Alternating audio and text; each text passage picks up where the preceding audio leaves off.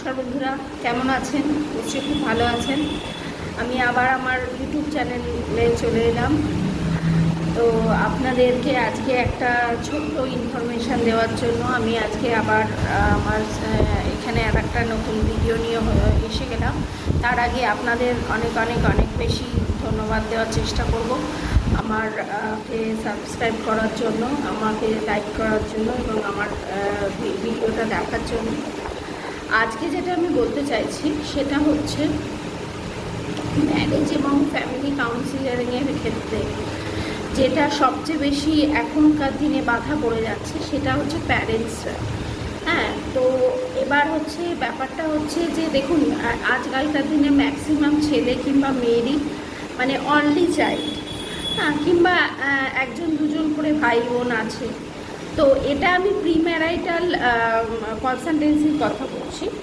তো সেক্ষেত্রে প্রিম্যারাইটাল কনসালটেন্সি যারা করছেন তাদের ক্ষেত্রে কিন্তু আমি দেখতে পাচ্ছি বাবা মাদের ইনভলভমেন্টটা কিন্তু অনেক বেশি পরিমাণে হয়ে যাচ্ছে। মানে লাইক দ্যাট কি, ধরুন আপনার সাথে কোর্টশিপে আছে আপনার যে পার্টনার, কিংবা আপনার সাথে ম্যারেজে লাভে আছে, কিংবা আপনার সাথে সম্বন্ধ করে বিয়ে হচ্ছে, যেটাই হোক না কেন প্যারেন্টসদের একটা কিন্তু মারাত্মক ইনভলভমেন্ট আমি কিন্তু এখানে দেখতে পাচ্ছি।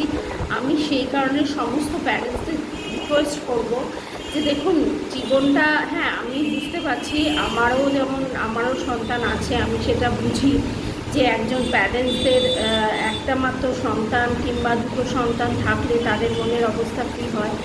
তো সেটাকে কিন্তু একটু সময় হলেও যখন আপনি আপনার ছেলে কিংবা মেয়ের বিয়ে দিচ্ছেন তখন কিন্তু সেই জিনিসটাকে আপনাকে কিন্তু একটু মাথায় রাখতে হবে যে সে কিন্তু একটা পরিবারে যাচ্ছে কিংবা আর একজন কিন্তু আপনার পরিবারে আসছে। তো সেক্ষেত্রে দুটো জিনিসই মেনলি হচ্ছে, যেটা হচ্ছে যে প্রথম পুরো প্যারেন্টসদের ভীষণ ভালো, দুটো প্যারেন্টসদের পক্ষ থেকেই ভীষণ ভালো রেসপন্স পাওয়া যাচ্ছে। কিন্তু আস্তে আস্তে দেখা যাচ্ছে সব ব্যাপারেই যেহেতু তারা দুজনে দুপক্ষ থেকেই ঢুকছেন, হ্যাঁ, একটা রেষারেষির ব্যাপার এসে যাচ্ছে।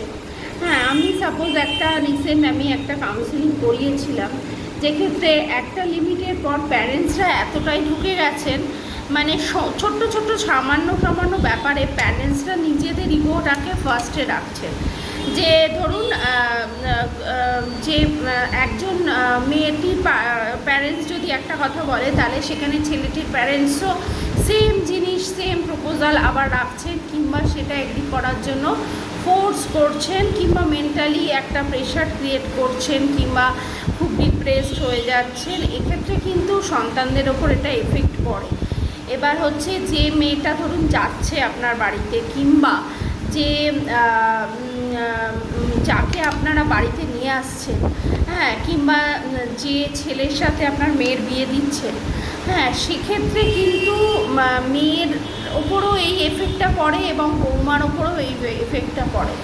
তো সেই ক্ষেত্রে আমি বলবো যে প্যারেন্টসদের ইনভলভমেন্টটা একটু যদি আপনারা কমান তাহলে কিন্তু খুব ভালো হবে। মানে ওদেরটা একটু বুঝে নিতে দিন। হ্যাঁ, এবার বোঝাতে গিয়ে সেখানে অনেক বেশি কনফ্লিক্ট তৈরি করা সেটা কিন্তু ঠিক নয়।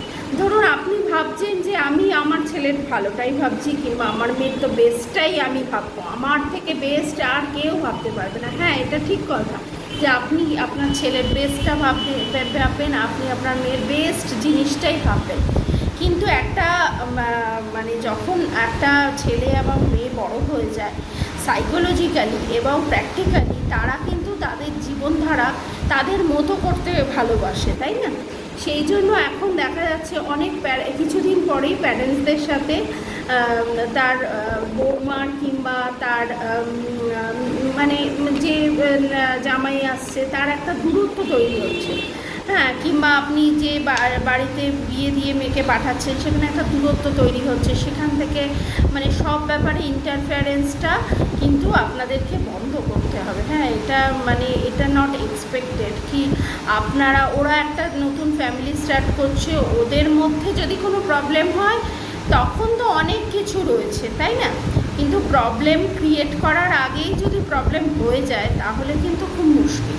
এবং ম্যাক্সিমাম ক্ষেত্রেই প্রি ম্যারাইটালের ক্ষেত্রে আমি দেখতে পাচ্ছি প্রথমে বলছেন হ্যাঁ হ্যাঁ ঠিক আছে, হ্যাঁ আমার মানে খুবই ভালো রিলেশান থাকছে, কিন্তু স্টেপ বাই স্টেপ যখন মানে ম্যারেজের দিকে জিনিসটা এগোচ্ছে তখন একটা মারাত্মক ইগোর লড়াই আসছে।